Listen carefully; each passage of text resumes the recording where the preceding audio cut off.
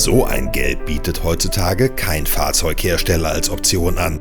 Das W187 Cabrio leuchtet, der Lack und die üppige Chromverzierung.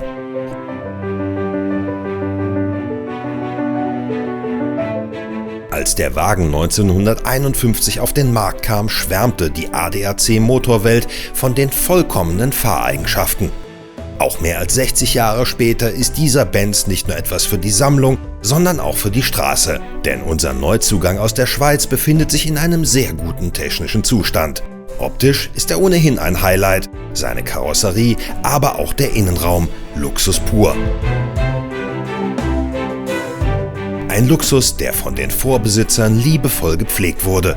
Ein Hingucker, vor allem weil Mercedes nur knapp 1300 Cabriolets dieses Typs produziert hat. Ein seltenes und funkelndes Schmuckstück in unserem Showroom.